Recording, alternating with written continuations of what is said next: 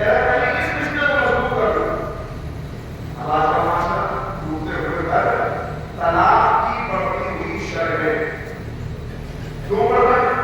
سب سے پہلا سبب یہی ہے، جس کی طرف آپ کو متوجہ کرنا ہے. سب سے پہلا کہ اس رشتے کا شعور حاصل کیے بغیر جب یہ رشتہ جوڑا جائے گا تو اس کے اندر وہ مضبوطی پیدا نہیں ہو سکتی کہ جو اس رشتے کے نتیجے میں محبت و رحمت و سکون کی فضا فراہم کر سکے. کیوں؟ اس نے کہا کہ ہماری نشانیوں میں سے ایک نشانی یعنی یہ ایک دوسرے کے قریب آنا شوہر ہو جاتا. یہ کشش جو ہم نے رکھی، یہ کشش کیوں رکھی؟ ایک دوسرے کے لیے کشش ہے مرد و عورت میں، کہ یہ کشش ہم نے اس لیے رکھی کہ یہ کشش ان کو بچی تھا.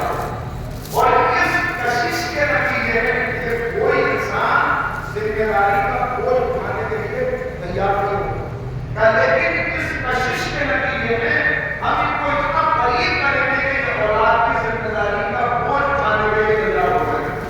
ادھر ماں کی گود میں بچہ آئے گا، ادھر مامتا کے ذریعے سے ایسا باندھ دیں گے کہ اگر اس کو چھوڑ کے کہیں جائیں گے یہ ہمارے پتا کو چھوڑ کے ان دونوں کو پہچان. اور یہ ہے ہماری نشانی. اگر تم نے اس نشانی کو سمجھ کے اور اس کا شعور حاصل کر کے اس خاندان کے ادارے کی شروعات کی ہوتی تو یہ ادارہ سکون کا مرکز قرار پاتا. مسئلہ کیا ہے؟ مسئلہ یہ ہے کہ یہ سمجھ ہے کہ بھائی جو ہے جیسے پیاس ہے، جیسے بھوک ہے، ایسے ہی خالی سے شہوت کی فلاح رہی ہے. تو اس شہوت کی تکمیل کے لیے یہ رشتہ قائم کیا جاتا ہے، دل کا آپ کیا جاتا ہے. عظیم نہیں، یہ صرف اس جذبے کی تسکین نہیں بلکہ اللہ کا منصوبہ ہے. اللہ کے منصوبے پہ عمل کرنے کے لیے اللہ نے اس کو نشان قرار دیا.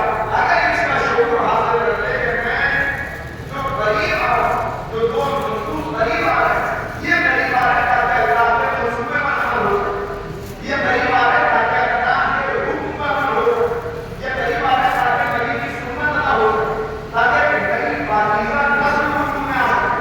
اگر یہ شعور پیدا ہو جائے تو اب صبح جب لیکن اگر عبادت کی اتنی تشریح کی پھر اس بات پر اگر یہ شعور پیدا ہو جائے تو نماز دن میں چند گھنٹوں کی عبادت، روزہ سال میں ایک مہینے کی عبادت، حج زندگی میں